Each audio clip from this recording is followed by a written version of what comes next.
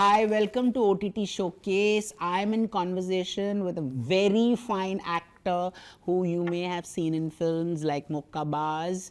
Please meet Vineet Kumar Singh. He will be seen in another avatar in the now releasing Chhawa and Superboys of Malegaon. Thank you, Vineet, for being part of this conversation. My first question to you is, what is the best advice a director has given you? हाँ, direct advice नहीं। हाँ. अनुराग sir कुछ एक workshop सी थी and they were like more than 50 youngsters जो career शुरू कर चुके थे या करने वाले थे kind of. He was taking the class and I entered. अच्छा.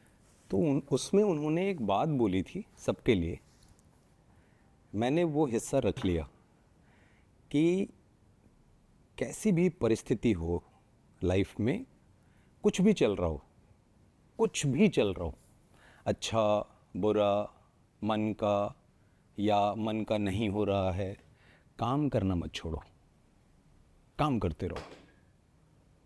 चीज़ें होती रहेंगी लेकिन काम करना मत छोड़ो। और ये मैंने मतलब ये टुकड़ा हमेशा मेरे साथ रहता है कि कुछ भी हो जाए, बहुत अच्छा भी हो जाए तो भी चिल करने में इतने बिजी मत रहो, काम छूटने ना पाए, काम करते रहो। और मन का नहीं हो रहा है तो भी काम करते रहो। मन का हो तो अच्छा, ना हो तो और अच्छा. पर आपने तो ब्रेक लिया था between Mahesh Manjrekar 6 films and Mahesh Bhatt. So tell me the journey between the two Mahesh. या वो जो ब्रेक था, वो ब्रेक के मुझे लगता है कुछ 2-3 साल के बाद मैं अनुराग सर से मिला था। I met Anurag sir in 2009। उसके पहले from 2001 to 2008-9 Mahesh Manjrekar sir के साथ मैं रहा कुछ 6 से 7 साल। उसके बाद एक फ़ेज़ आया जिसमें मुझे समझ नहीं आ रहा था कि मैं क्या करूं, और वो ब्रेक आया था तो मैं घर चला गया था बनारस।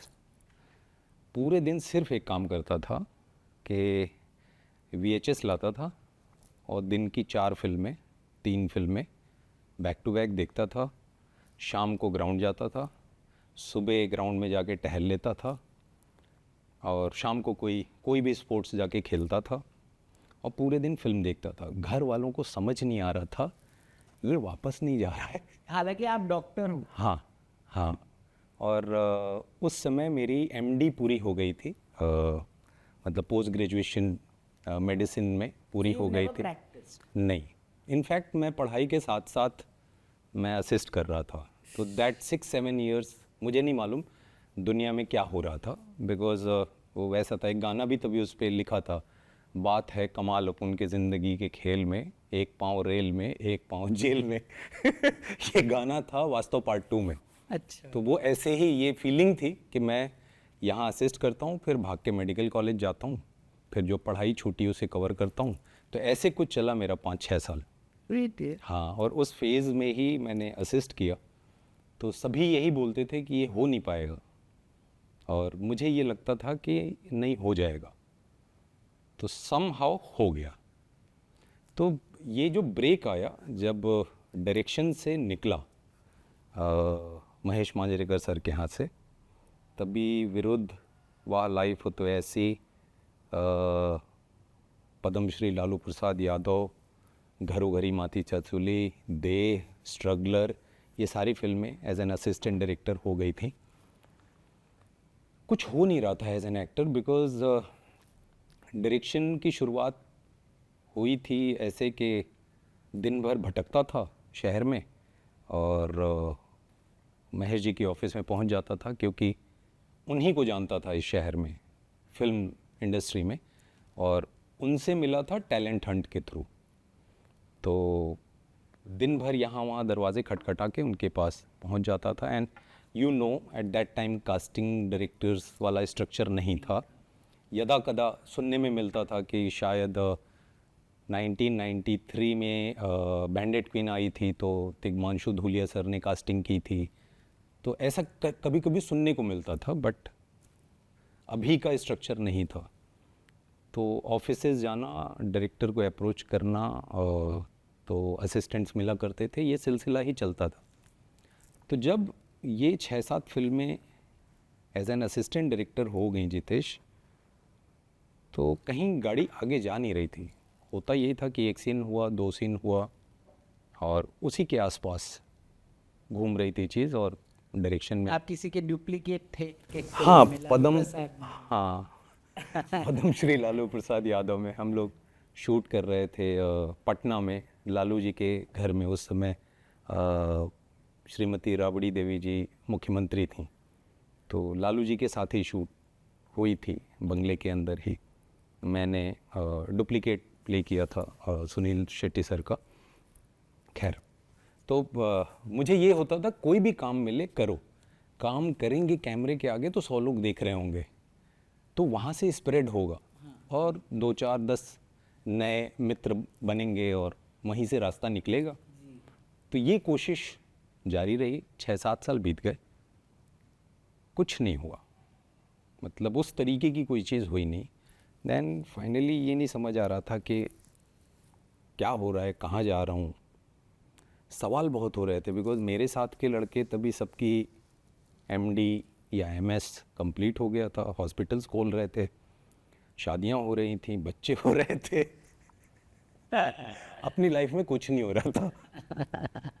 तो ये सवाल ऐसा था जिसका आंसर मेरे पास था नहीं।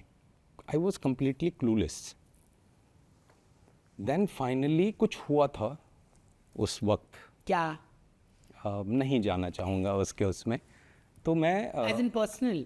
हाँ, समथिंग हैपेंड, तो मैं वापस चला गया। और ये जो मैंने बताया कि दिन की 3-4 फिल्में देखना, सुबह ग्राउंड जाना, शाम को ग्राउंड जाना, और बस यही। घाट पे चला जाता था, फिर मणिकर्णिका घाट पे मैं जाके अक्सर बैठता था। वो ख्याल यही आता था कि डेड बॉडीज़ वहाँ जलती हैं, आग कभी बुझती नहीं। तो जाके जब बहुत लो हो जाता था, मेरे स्ट्रगल फेज़ में भी ये हमेशा चलता रहा कि स्मशान घाट पे जाके बैठ जाता था और देखता था वहाँ डेड बॉडीज़ आती रहती हैं। तो फिर मन में ख्याल यही आता था कि एक दिन आना तो यहीं है, तो यहाँ आने और इस दुनिया में आने के बीच की जो जर्नी है उससे घबराओ मत। कोई भी हो, कितना भी कर ले, एंड ऑफ द डे ये स्टेशन आएगा। तो इसके पहले ठीक से जो करना चाहते हो उसको कर लो। फिर हिम्मत आती थी और फिर मुंबई आ जाता था। तो जब वो फेज़ लंबा खिंचने लगा तो घर वाले परेशान थे, और मैं कहना नहीं चाहता था, क्योंकि घर पे मैं बहुत कम बताता हूँ कि हो क्या रहा है। मैं वहाँ यही बताता था कि स्पेशली मम्मी पापा इन लोगों को कि नहीं, सब बहुत बढ़िया है। अदरवाइज़ वो एकदम मतलब ऐसा हो जाएगा कि भाई उसे वापस ले। आपके पापा मैथमेटिशियन है ना? He's written a book on trigonometry and all that. तो घर में तो वही रहा है कि सारे अंकल या पापा या तो स्टैटिस्टिक्स और मैथमेटिक्स, यही 2 सब्जेक्ट मोस्टली फादर की जनरेशन में सब ने यही पढ़ा है। तो मैं हमेशा से ये था कि उस चक्रव्यूह से मुझे बचना था, तो मैं भागा। जितेश, ये स्टोरी बहुत कम लोग जानते हैं कि in that almost 10 months to 1 year मैं बनारस में था, and Mahesh Bhatt sir BHU में एक कार्यक्रम था स्पंदन, उसके लिए आए बनारस। एंड समहाउ मेरे छोटे भाई ने कुछ फिगर आउट किया, कार्तिकेय, उसका बहुत बहुत बड़ा कंट्रीब्यूशन है मेरे छोटे भाई का, मेरी छोटी सिस्टर का। उसने फिगर आउट किया एंड उसने समहाउ कुछ रास्ते बनाए, और पूरे दिन महेश भट्ट सर के साथ में था। मतलब यहाँ किसी से मिलने का मौका नहीं मिलता था, और होम टाउन में ऐसा हुआ कि सर के साथ हूँ। उन्होंने खूब पूछा, मैंने उनको ये नहीं बताया मैं आ गया हूँ 1 साल से, मैंने सिर्फ ये बताया आया हूँ घर। तो उन्होंने ये बोला, Vineet you have you know that raw energy, that raw talent, and Mumbai आओ तो मिलो। ये सब हो गया, and he was the one कि मैं वापस आया। यस, धोखा हो रही थी एंड आई केम। तो वापस आने के पीछे बहुत बड़ा कंट्रीब्यूशन महेश भट्ट सर की वो विज़िट है, और उनका ये भरोसा दिलाना कि I can see a talent in you who is raw, come and meet me, जो है एक सर का एक तरीका। तो उसने मुझे हिम्मत दी और फिर वापस आया, फिर ज़ीरो से शुरू किया, फिर डायरेक्शन में नहीं गया, फिर जो मिला एक सीन 2 सीन कुछ भी करा लो, करता चला गया। And 2009 I met Anurag sir first time in MAMI. So you did Ugly and Murabba and Yeah. all of that.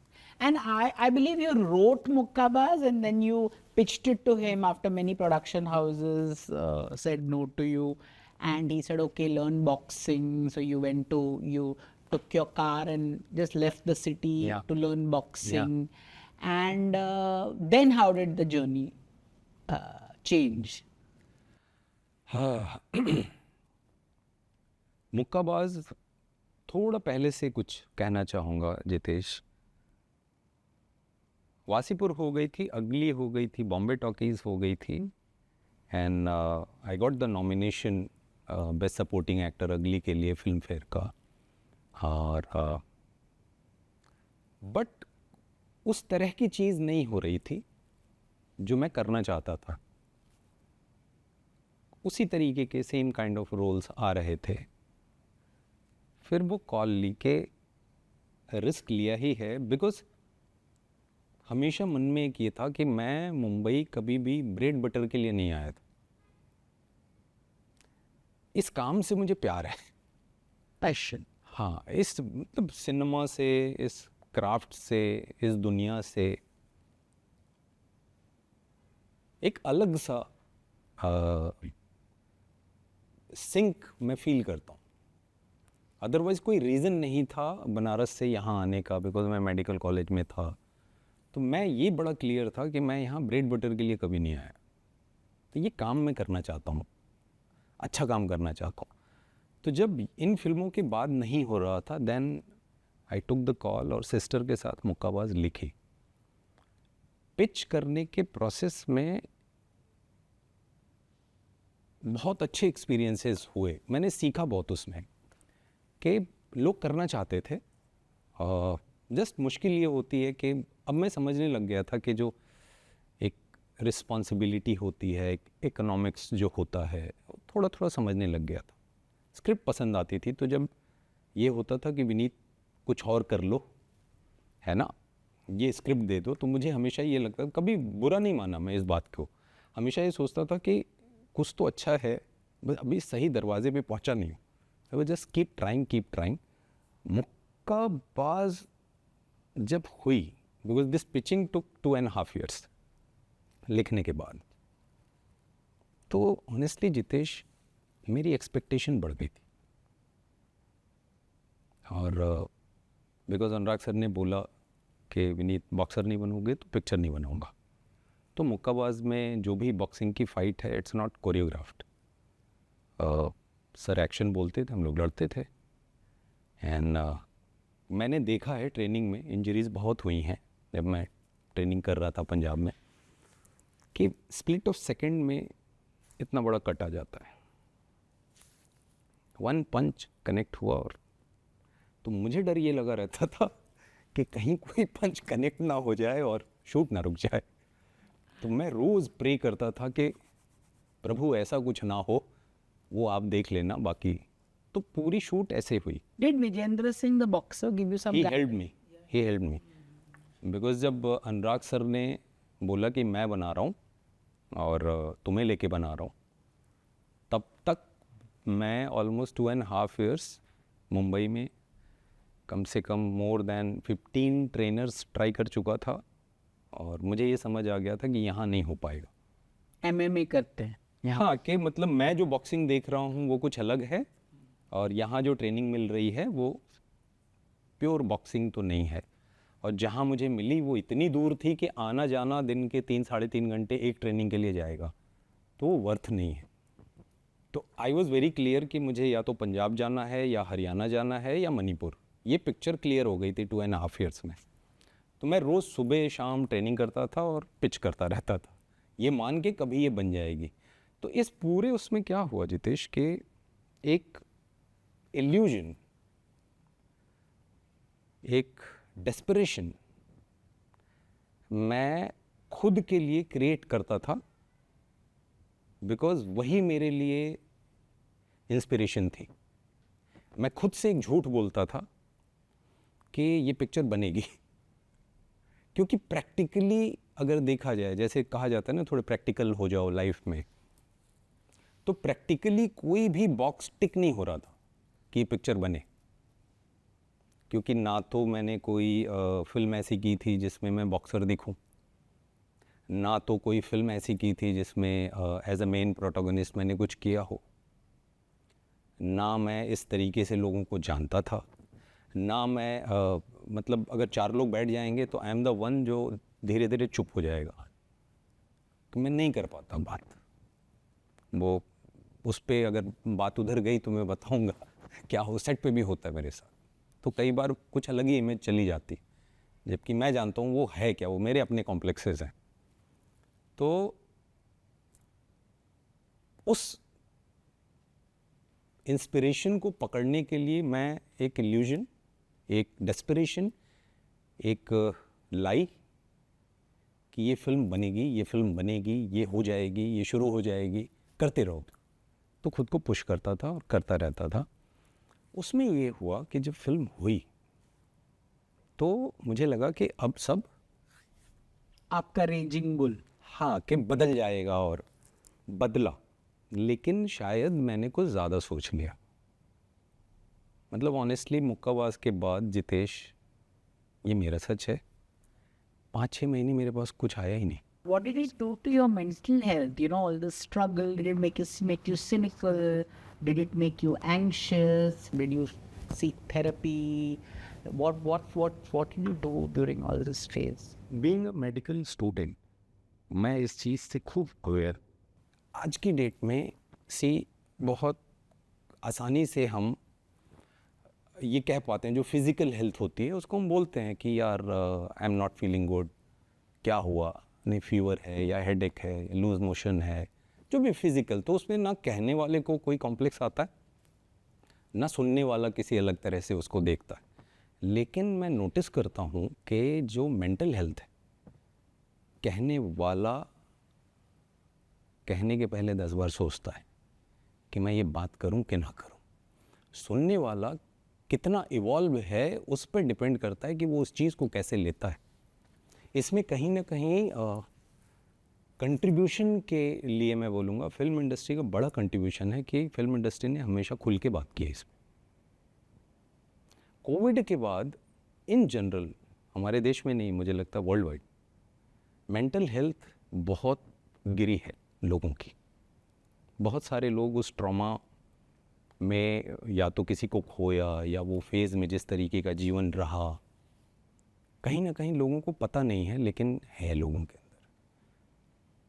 Plus जो आपने सवाल पूछा कि ये स्ट्रगल और ये आता है, बट मैं इस मामले में थोड़ा लकी रहा। शुरुआती जो फेज़ गए मुक्काबाज तो 2018 में हुई, दैट टुक लाइक 17-18 ईयर्स।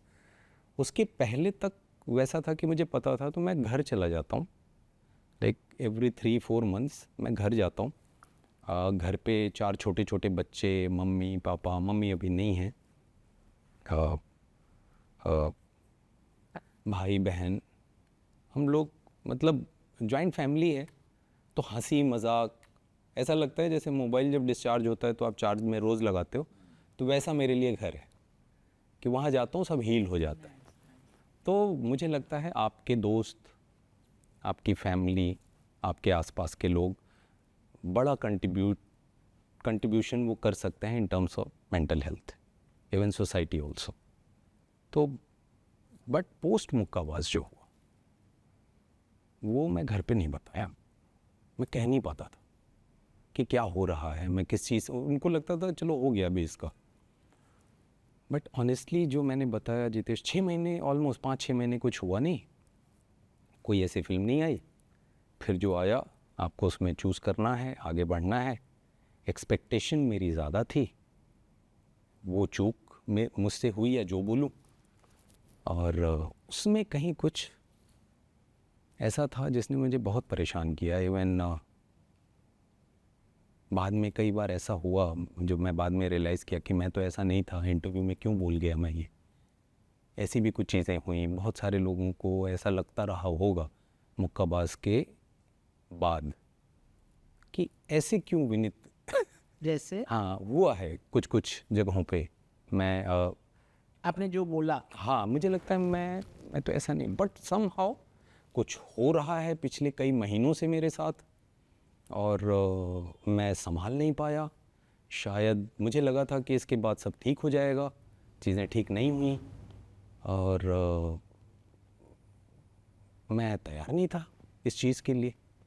तो कुछ मेरे अंदर टूट गया जितेश, और अचानक फिर कोविड हो गया, तो एक दूसरी जंग शुरू हो गई।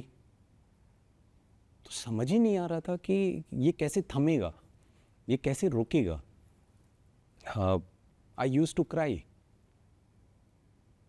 और फिर धीरे धीरे धीरे धीरे मुझे लगा ये विनीत इसके लिए तो मैं तो ये हूँ नहीं, ये हो क्या रहा है मुझे। फिर पिछले 2-1 सालों से अगेन गियरअप किया और चीज़ें शुरू की, और लगातार काम कर रहा हूँ। एंड बट मुझे लगता है हील करने के लिए मैं वक्त नहीं दे पाया खुद को। I think I visit someone, I should. सब ठीक है, मतलब मैं ऐसे सब, चाहे दोस्त हों या फैमिली के लोग हों या मेरे आसपास के लोग हों, दे नो कि मैं जो प्रॉमिस करता हूँ, मतलब मैं बहुत इस मामले में ऐसा हूँ कि दोस्ती जम के निभाता हूँ, और दोस्तों ने मुझे संभाला भी, जो लेकिन फिल्म इंडस्ट्री में नहीं मिल पाए मुझे दोस्त। वो मैं अपनी कमी बोलता हूँ, बिकॉज वो जो मेरा एक नेचर है ना कि मैं 4 लोगों के बीच में नहीं घुस पाता हूँ। मतलब अगर पार्टी होती है तो मैं धीरे धीरे धीरे धीरे कोने में खड़ा हुआ एक इंसान, वो विनीत, और ये मैं जानता हूँ। तो मैं नहीं मित्र नहीं बना पाया। फिर मैं कहीं सी जितेश से बड़ी अजीब सी चीज़ है, मैं एनएसडी या एफटीआई से नहीं हूँ। ये चीज़ें तो समझता हूँ कि क्लास में अगर किसी बड़े एक्टिंग इंस्टीट्यूट में अगर 20 लोग हैं तो 20 के 20 बहुत पार एक्सीलेंस जाएंगे, ऐसा नहीं होता। उसमें कोई कोई होता है जो खुद को लगातार खोज रहा होता है। तो जो एक्टर खुद को खोजता है और उस प्रोसेस में कहीं कुछ खोज पाता है, वो बहुत अलग दिखने लगता है। वो एग्जांपल्स हैं जैसे इरफान भाई एंड बहुत अच्छे अच्छे एक्टर्स हैं। उनके जब पहले के काम को देखता हूँ, बाद के काम को देखता हूँ, तो फ़र्क मुझे नज़र आता है। तो उसमें बड़ी अजीब सी चीज़ है ये कि मेरा कुछ ऐसा हो गया कि सपोज़ अगर मैं कोई रोल कर रहा हूँ जहाँ पे मेरे किरदार की आपके किरदार से नहीं बन रही, तो पूरे सेट पे आप जो एक्सपीरियंस लेके जाओगे आपको लगेगा ये बहुत खूसट आदमी है। तो वो कहीं कुछ ऐसा हुआ, जैसे मैं एग्जांपल देता हूँ, गुंजन सक्सेना कर रहा था, तो मुझे ऐसा लगता है कि मैं जानवी के साथ कभी ऐसे बैठा ही नहीं। तो जानवी को पता नहीं क्या ही लगता होगा उसे। अब मैं सोचता हूँ कभी मिलूंगा, मैं भी अगर वो देखेगी तो उसे समझेगा। होता ये था बिकॉज मेरा किरदार जो जानवी का किरदार है उसको बिल्कुल पसंद नहीं करता, और वो फिल्म में ऑलमोस्ट एंड तक है। बस एक सीन है जहाँ पे वो कल्मिनेट होता है, वो चेंज होता है बिकॉज ऑफ जानवीज कैरेक्टर। वो उस पर्सपेक्टिव को समझ पाता है कि जानवी का किरदार, उसकी छटपटाहट क्या है और मैं कितना गलत हूँ, जो मेरा किरदार है दिलीप सिंह का। आप मिसोजिनिस्ट है ना उसमें? हाँ, वो तो ऐसा है कि वो एक्सेप्ट ही नहीं करता लड़की को एज अ कलीग। उसकी स्कूलिंग ही नहीं है दिलीप सिंह की कि वो एक्सेप्ट कर पाए। उसको लगता है ये लड़कों का ही काम है, तो किरदार ही ऐसा था।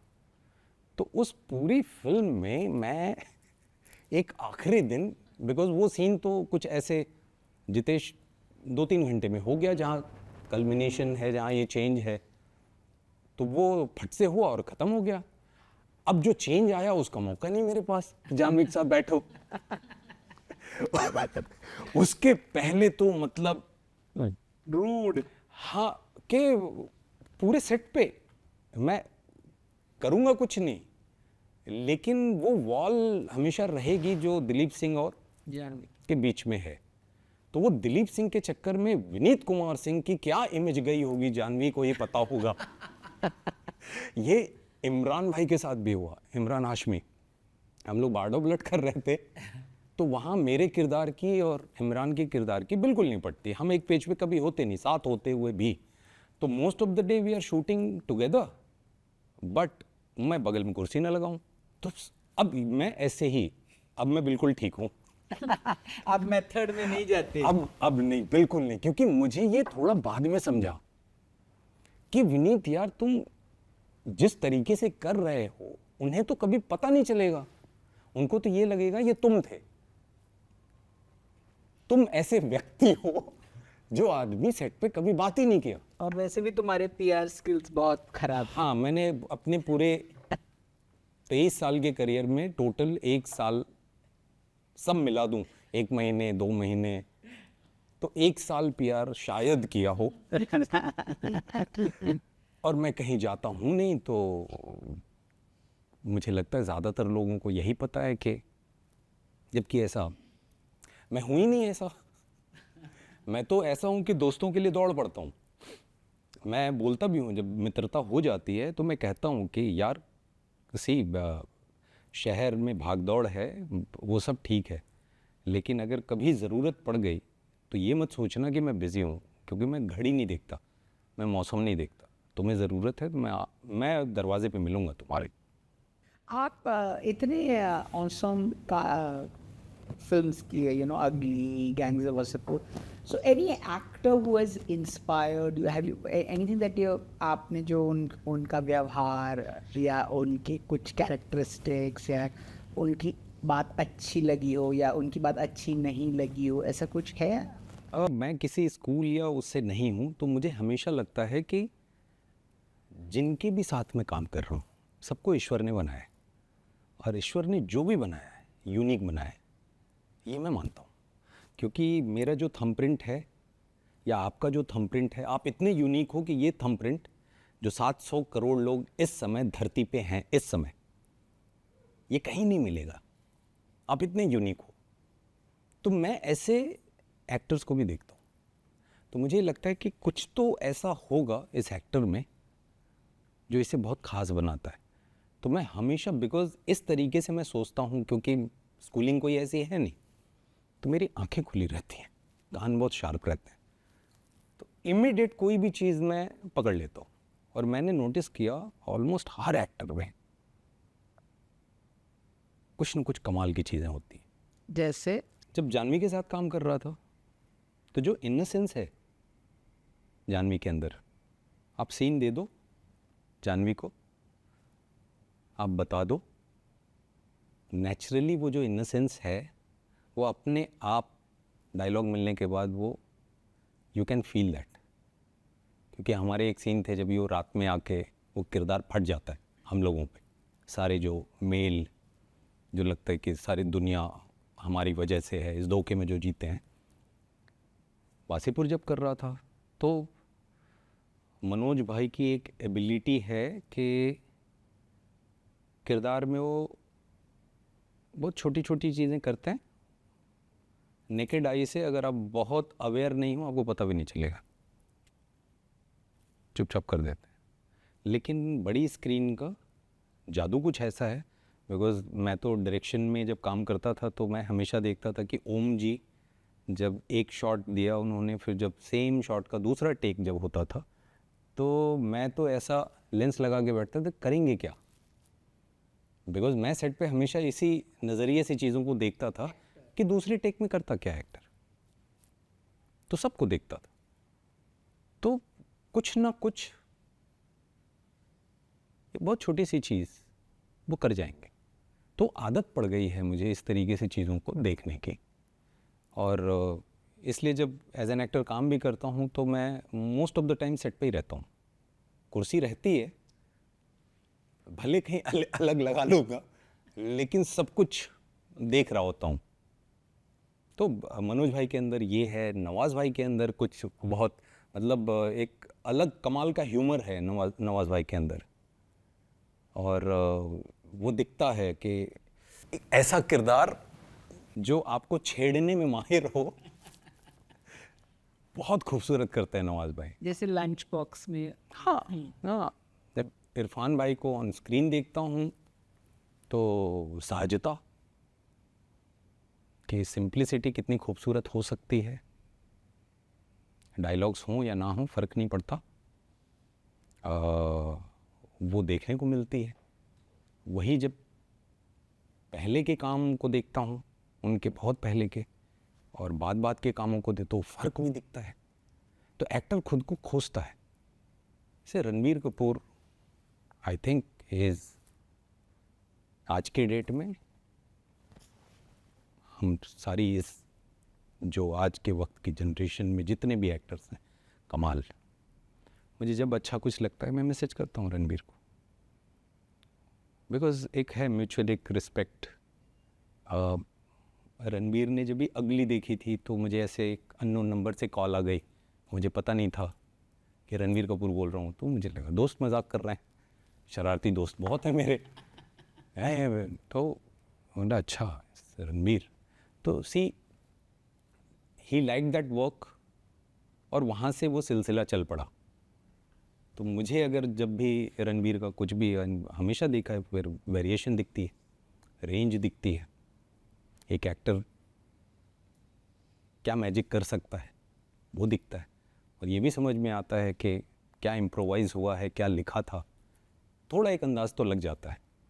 आलिया इस एज में क्या क्या कर गई आगे, कमाल कमाल के काम। आप हाईवे उठा के देख लीजिए या गंगूबाई उठा के देख लीजिए या अभी जिगरा उठा के देख लीजिए, and see the range, see the palette is huge.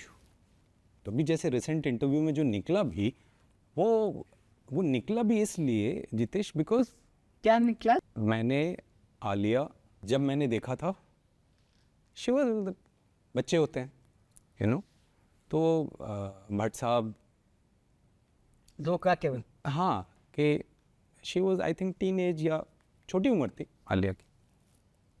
तो एक होता है ना कि मैं उस समय भी फाइट कर रहा था, वो फाइट अभी भी चलती रहती है। तो मैं कहना ये चाह रहा था कि जब वक्त से चीज़ें हो जाती हैं तो सी कि आलिया का निखार एज एन एक्टर, आलिया की range as an actor, because फिर आप काम पे फोकस करते हो। करेक्ट।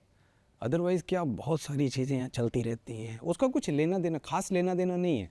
क्राफ्ट से कुछ हो गया, मतलब स्ट्रगल भी ज़रूरी है, आपको जीवन समझ आता है, लेकिन टाइमली चीज़ें हो जाती हैं तो आप सिर्फ क्राफ्ट पे काम करते हो। जैसे मुझे ये होता है कई बार कि मैं 2-3 महीने जाके कुछ अपने ऊपर काम करूं, बट वो फ्रीडम नहीं मिल पाती। मैं पैसे लेता हूँ, खूब पैसे लेता हूँ, लेकिन एक और चीज़ होती है जितेश कि फिर मैं दूसरा काम ही नहीं करता उसके साथ, उसे एक पे लगा रहता हूँ। तो मुझे खुद नहीं पता चलता, अरे मैं एग्जॉस्ट हो चुका हूँ फाइनेंशियली, बिकॉज मैं 9-10 महीने से इसी पे लगा हुआ हूँ। तो अचानक से वो आता है कि मुझे रियलाइज़ होता है, ओ तो आप एक टाइम पे 4-5 फिल्म साथ में? मैं कुछ समय पहले तक तो बिल्कुल नहीं करता था कि एक ले लिया तो वो 5 महीने, 6 महीने, 7 महीने में उसी वही करता था, चुपचाप करता रहता था। और ये बिलीफ हमेशा रहा कि आप काम करो तो हो जाएगा। तो इस तरीके की कुछ अजीबोगरीब गलतियाँ मेरी हैं मैं रियलाइज़ करता हूँ कि ये होता है कि हो जाएगा, बट जब कई सारी चीज़ें होने के बाद भी somehow that wheel is not moving। बहुत एक अच्छी बात मुझे बोली थी साकिब सलीम ने कि विनीत भाई ये स्पेस मत छोड़ना, मुक्काबाज। मैं सच बताऊं, मुझे ये सेंटेंस लंबे समय तक समझा नहीं कि साकिब कहना क्या चाह रहा था, लंबे समय तक नहीं समझा। ऑल ऑफ सडन बिकॉज सुनता हूँ ध्यान से और बात रह जाती है, एकदम से ऐसा लगा साकिब मुझे फिर से बोल रहा है, जबकि साकिब से यदा कदा मुलाकात होती है। ऐसा नहीं होता कि हम 6 महीने में भी मिल रहे हों, ऐसा भी नहीं होता, बट सीखा ऐसे ही हूँ कि अब जैसे बात कर रहा हूँ कोई चीज़ रह जाएगी मेरे अंदर जो जिससे कुछ मेरा भला हो सकता है। तो मुझे समझा कि अच्छा वो कहना क्या चाह रहा था, कि वो जो मुक्काबाज की स्पेस है, मतलब that kind of roles and all, ये जगह मत छोड़ो। बट अनफॉर्चुनेटली एक तो मेरी गलती कि मैं समझा नहीं, दूसरी ये कि आई नहीं कोई चीज़ ऐसी। Correct. बट नाउ ठीक है, दैट्स लाइफ।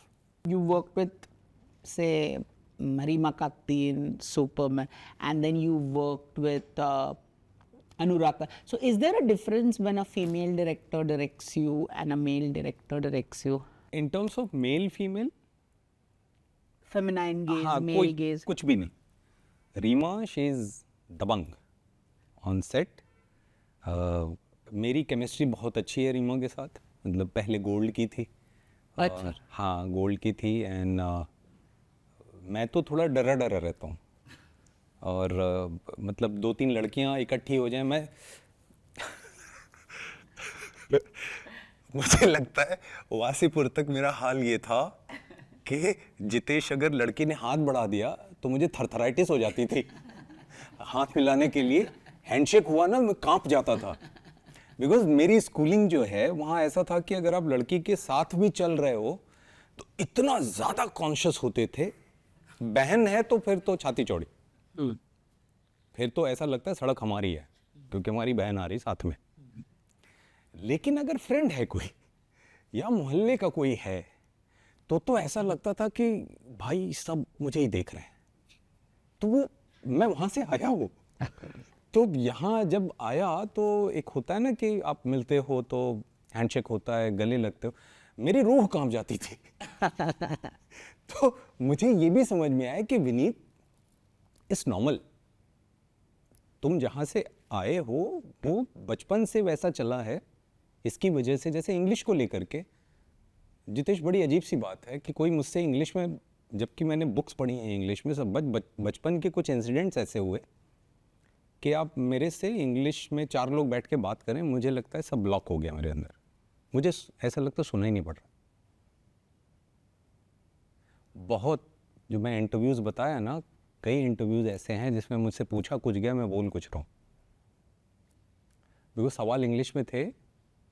मुझे ऐसा होता है, वो रामायण की कहानी है ना, उसमें बाली और सुग्रीव, बाली को वरदान था कि वो जिस भी शत्रु के सामने जाएगा तो आधी शक्ति उसकी बाली के अंदर चली जाती है। आप इंग्लिश में बोले, विनीत का 50% गया, शायद मोर देन दैट। आप स्क्रिप्ट दे दो तो मस्त निकलेगी इंग्लिश, कोई दिक्कत नहीं। कन्वर्सेशन में लोगों ने, जैसे मेरे आसपास 2-3 लोग शुरू हुए, मुझे कुछ समझ नहीं आता। लंबे समय तक ये सबसे मैं जूझता रहा हूँ। इसकी वजह से जो मैंने बोला ना, मेरे अपने कॉम्प्लेक्सेस। हाँ। बिकॉज वहाँ क्या होता था, खेलते थे हम लोग, बास्केटबॉल खेलते थे ग्राउंड में, कोई भी आया एंड ऑल ऑफ सडन अगर मैंने किसी दिन मैंने प्रयास किया था कि बोल दिया हाय, अब वो हाय ऐसा ट्रेवल करेगा 1 हफ्ते तक। वहाँ नमस्कार कर लो, जय राम जी की कर लो, और भाई सब ठीक, सब चलेगा, अलग अलग संबोधन। हाय राहुल, हाय जितेश, तो सारे के सारे ऐसे घूमते हैं। आप बोलो हाय, हाय भाई, कैसे हाय भाई, वो हफ्ते भर चलता था। तो वो सब ऐसा हो गया ना कि जैसे ही कोई इंग्लिश में कुछ बात करता है तो लंबे समय तक तो मैं उसको छुपाता रहा कि हाँ मुझे समझ आ रहा है, मुझे नहीं समझता था। अब बाद में मुझे लगा कि भाई तुम यही काम कर रहे हो, तुम्हें ये प्रॉब्लम है, दूसरे अगर उसमें कंफर्टेबल हैं, you have to come, you have to improve, you have to reach there. But complexes से निकलने में वक्त लगता है। कोई चीज़ आपको नहीं आती है तो आप सीख पाते हो, लेकिन अगर कोई चीज़ नहीं आती है, उसके पीछे कोई कॉम्प्लेक्स है, तो वक्त लगता है। तो ऐसी कई सारी चीज़ें मेरे साथ हुई हैं। तो उसमें मैंने सोल्यूशन क्या लंबे समय तक ये निकाला जितेश, मैं भाग जाता था कि जैसे मुझे आपने बुलाया कि hey Vineet come, I watch your film and you started from there, मेरे अंदर तो भाग विनीत भाग। मैं जैसे ही नजर आपकी हटी मैं गायब। तो ये सब ना, इन सब चीज़ों के साथ 17-18 साल जिया हूँ। फिर धीरे धीरे अब एक्सेप्टेंस आ गई, and that is I think, आप जब एक्सेप्ट कर लेते हो तो वो बहुत खूबसूरत होता है। आप कह पाते हो, क्योंकि मैं अकेला नहीं हूँ, ऐसे लाखों लोग हैं जो ऐसी चीज़ों से जूझ रहे हैं। Of course, of course. और वो आपको एक स्ट्रेंथ देती है, एक भरोसा देती है, कॉन्फिडेंस देती है। फिर आप धीरे धीरे वहाँ पहुँचते हो जहाँ आप सुनते ही नहीं हो, स्वीकार करते हो इस सेंटेंस को कि language is just a medium, not more than that. So you were telling me about Reema. या रीमा और अनुराग सर के बीच पे एज अ मेल फीमेल मैं कोई ऐसा डिफरेंस एज अ डायरेक्टर नहीं देखता। हाँ, सब तरीके अलग अलग हैं। अनुराग सर का क्या होता है कि वो सेट पे आते हैं तो बहुत सारी चीज़ें अनप्लैंड रहती हैं उनकी, बिकॉज उसमें उनको सूझता है। जी. रीमा के सेट पे एवरीथिंग इज़ ऑलमोस्ट प्लान्ड, छोटी छोटी डिटेलिंग्स पे काम हो चुका होता है। तो वो एक फ़र्क, बड़ा फ़र्क है। एंड इवन डायलॉग्स के ऑलमोस्ट ये हैं, शॉर्टकट डिज़ाइन, सब कुछ काम हो चुका होता है, छोटी छोटी डिटेल पे भी काम हो चुका होता है। रीमा उस पर सोच चुकी होती है कि उस पर काफ़ी सारा डिस्कशन पहले ही हो चुका होता है। तो वहाँ पे ये है, this is the scene and we are going to shoot this way.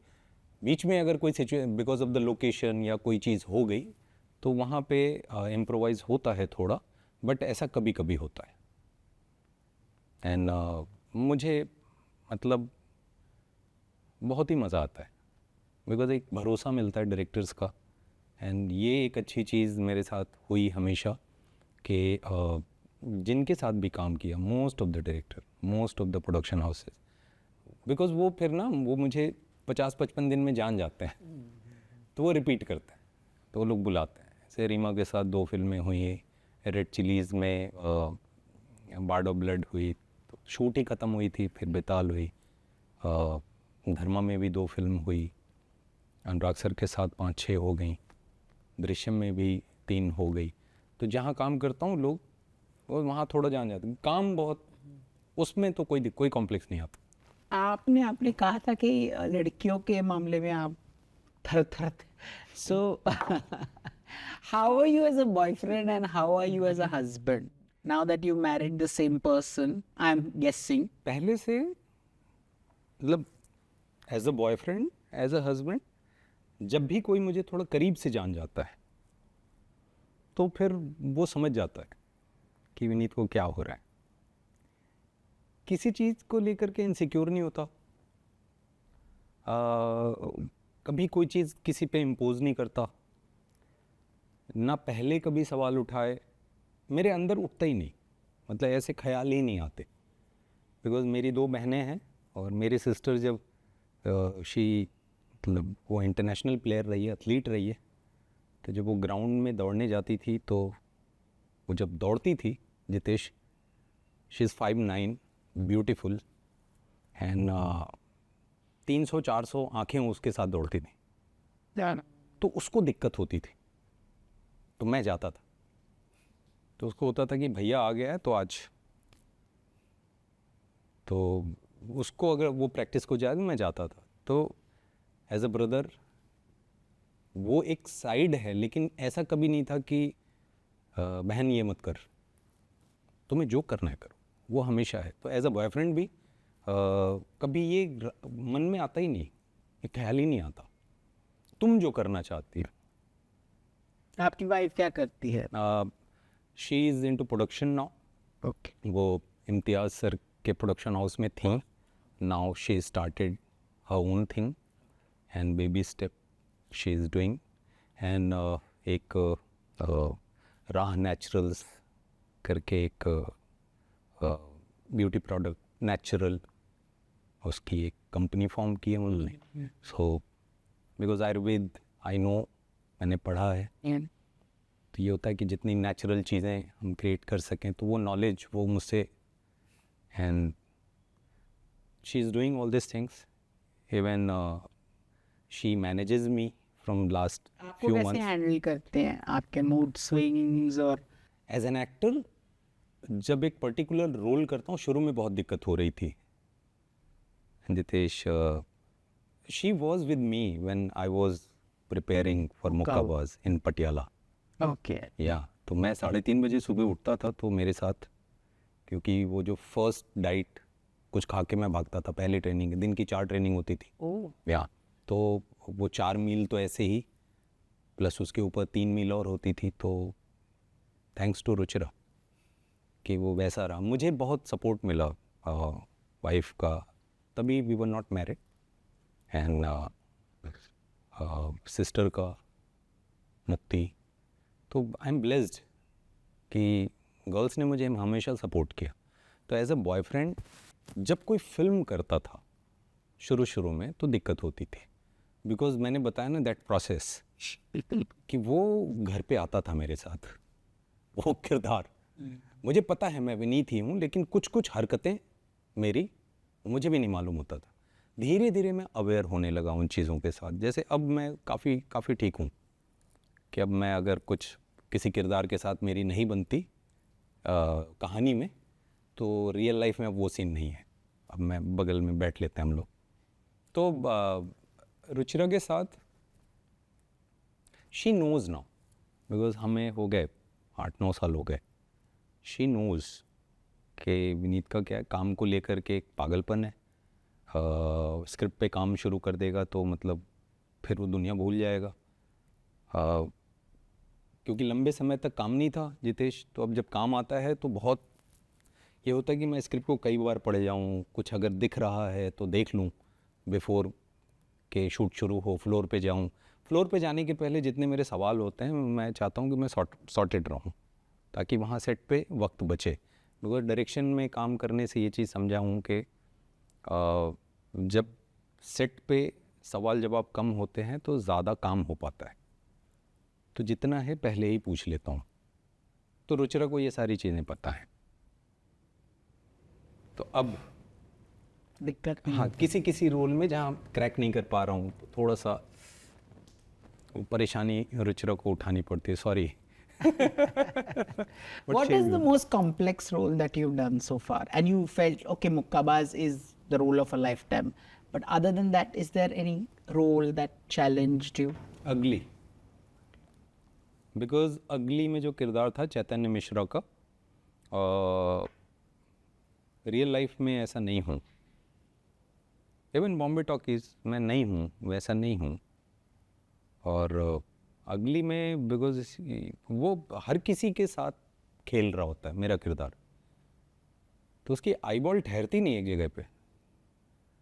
Plus Anurag sir ने स्क्रिप्ट भी नहीं दी थी, मतलब स्क्रिप्ट थी लेकिन अलाउड नहीं थे हम लोग, मैं और राहुल। तो माइंड और ज़्यादा बिकॉज टोस पे था, और ये था कि कहीं मैं मेरी तरफ से कोई कमी ना रह जाए। तो बहुत ज़्यादा अलर्ट मोड में ऑलवेज़ रहता था। तो प्लस वो 6 दिन की कहानी है, तो और उसमें भी 2-3 इंटरोगेशन होता है मेरे किरदार का। तो नींद नहीं है तो मैं सोता ही कुछ 3-3.5 घंटे था बस पूरे शूट में। तो ये आई बैग वहाँ तभी काफ़ी हो गई थी उस फिल्म के ख़त्म होते होते, तो थोड़ी निशानी रह गई। एंड हाँ वो था, मुझे निकलना नहीं आता था, घुस जाता था चक्रव्यूह में, मुझे पता नहीं होता था निकलूं कैसे। तो धीरे धीरे धीरे धीरे वो चीज़ें समझ में आने लगी। अब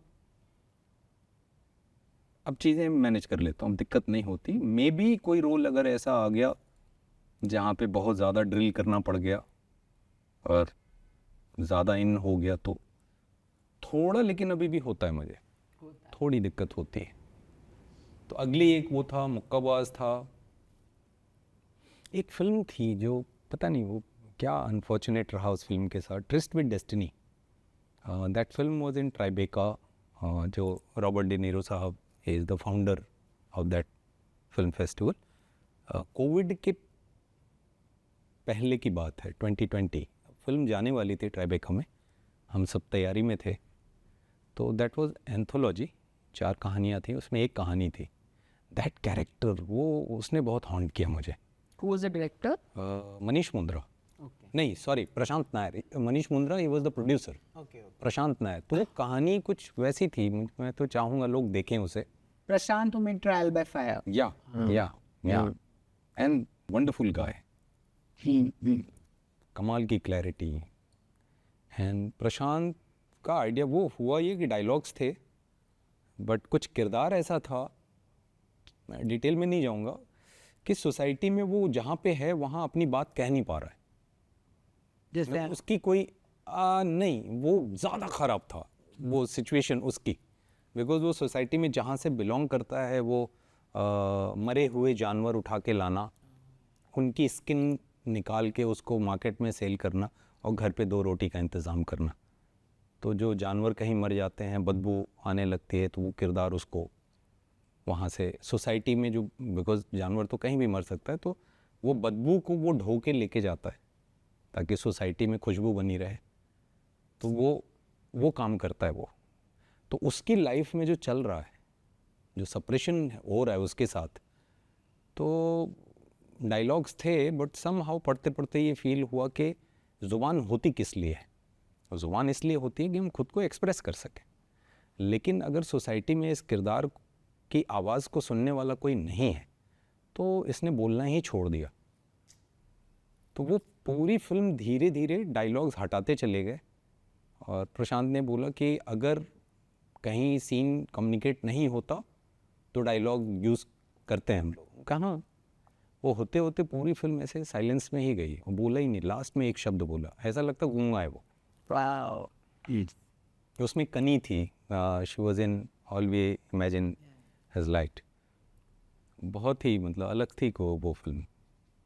बट सम हाउ पता नहीं चला, because of Covid and all of sudden ये सब शुरू हुआ।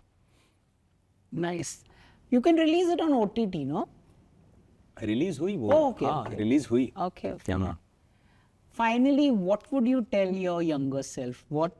If you had to give a piece of advice to your younger self, what would it be? आज की डेट में बहुत सारी चीज़ें सी मुझे लगता है कि ज़रूरत से ज़्यादा इन्फॉर्मेशन अवेलेबल है, तो मुझे लगता है कि थोड़ा सा ये समझने की ज़रूरत है कि आपकी ज़रूरत कितनी है, बिकॉज इन्फॉर्मेशन ऐसा बम्बार्ड हो रही है, उतनी सारी चीज़ों से कुछ होता नहीं है। आपको क्या चाहिए, आपको क्या करना है, आप सिर्फ उतना उठाइए और चुपचाप उस पर काम करिए। एंड सबसे ज़रूरी चीज़ ये है कि सी पेशेंस। अगर एक्टर्स की बात करूं तो पेशेंस और भरोसा और ख़ुद पे काम करते रहना। बाकी कब होगा, कौन आपकी लाइफ में आएगा जिसकी वजह से आपके साथ कुछ बेहतर हो जाए, ये किसी को नहीं पता, कोई नहीं जानता। तो बहुत ज़्यादा उसके बारे में सोचने की ज़रूरत नहीं है, भरोसे के साथ लगे रहो। आपको कोई रिग्रेट्स है इफ में? हाँ, मैं अगर शायद थोड़ी तैयारियां और अच्छी की होती मैंने, जैसे NSD? हाँ मैं जाना चाहता था, लेकिन पेरेंट्स की जो विश थी, मुझे पता था मुझे डॉक्टर नहीं बनना है, मुझे मालूम था, लेकिन घर में हमेशा एक, तो मैं फादर का सर झुका हुआ नहीं देखना चाहता था।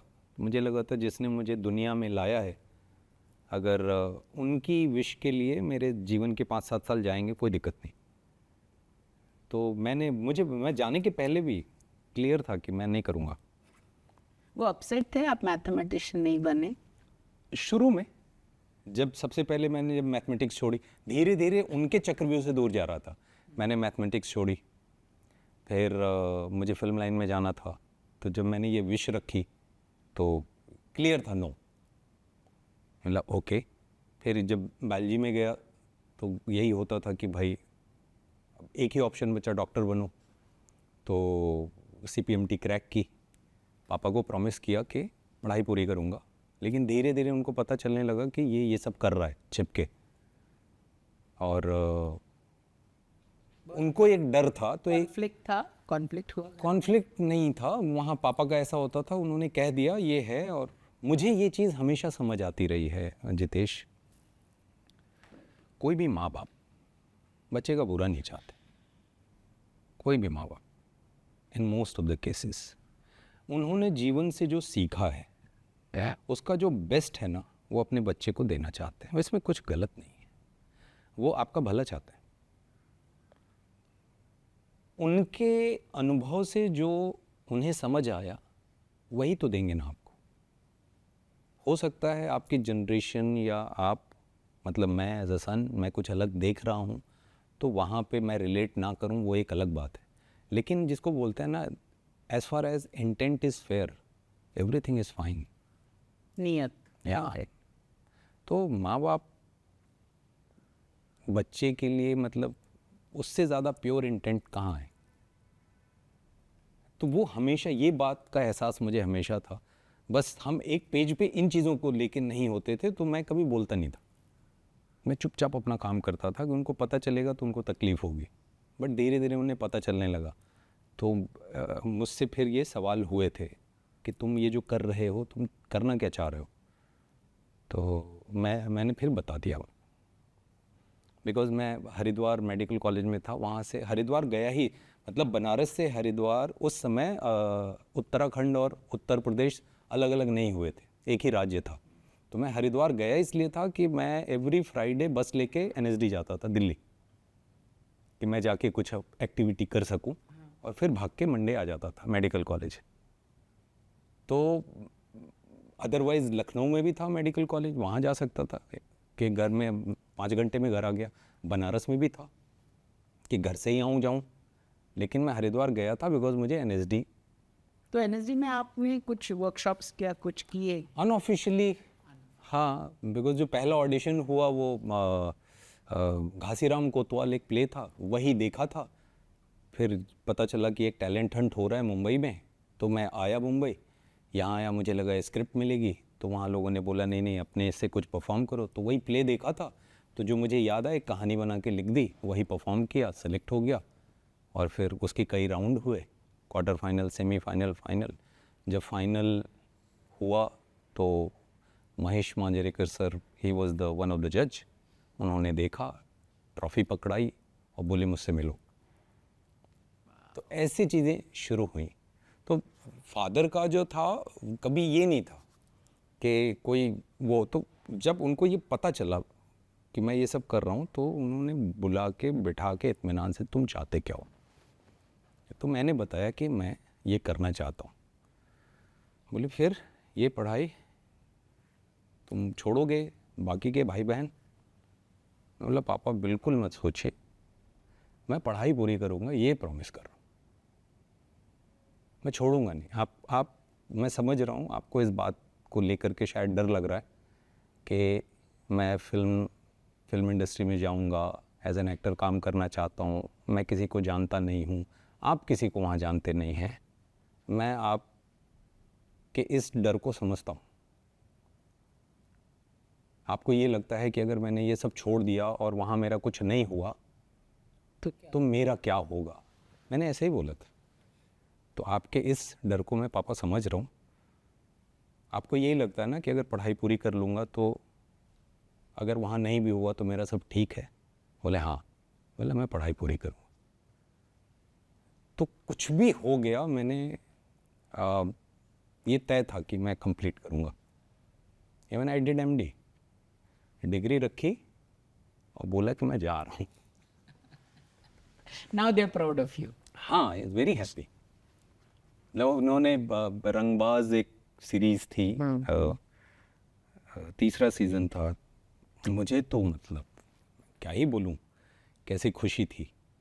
होर्डिंग के नीचे पापा, जिनकी जेब में मैंने हमेशा पेन देखी है, तो पेन थी, पापा थे, और पीछे होर्डिंग थी, ऐसे आशीर्वाद में हाथ है, एक फ़ोटो थी, उन्होंने भेजा। जितेश, मुझे लगा कि भाई मुझे सब मिल गया। कि जो मेरे फादर को हमेशा ये पापा को डर लगता था कि कुछ नहीं हुआ तो इसका क्या होगा, और वो ये जानते हैं कि ज़िद्दी है, जैसे होता है ना कि कहते हुए ना बाप अपने बच्चे को अच्छे से जानता है, माँ बाप, तो वो जानते थे कि ये ज़िद्दी है, ये कोई चीज़ शुरू कर लेगा तो बीच में छोड़ेगा नहीं। इस स्वभाव से वो परिचित हैं कि ये बीच में छोड़ के भागने वाला आदमी नहीं है। तो कहीं ऐसा ना हो कि इसका कुछ हो ना हो, पूरी ज़िंदगी यही करता रहे, तो इससे वो डरते थे। तो जब ये वाली तस्वीर आई, दैट्स द बिगेस्ट कॉम्प्लीमेंट। बिना कोई शब्द के वो तस्वीर मेरे लिए बिगेस्ट कॉम्प्लीमेंट, एक अलग सेटिस्फैक्शन। बाकी तो ठीक है, जो चल रहा है वो होता रहता है ऊपर नीचे। बट एज़ फार एज जो लोग आपके वेल विशर हैं, जो आपसे प्यार करते हैं, अगर वो आपको समझ पा रहे हैं, आपकी फीलिंग्स को समझ पा रहे हैं, and if they are happy, everything is fine. बाकी ऊपर नीचे ग्राफ होता रहता है। Yeah, That's of life. course. So here's wishing you lots of happiness, lots of upar niche graphs, and lots of great roles. Thank you so much. Thank you so much. Thank you, Jitesh.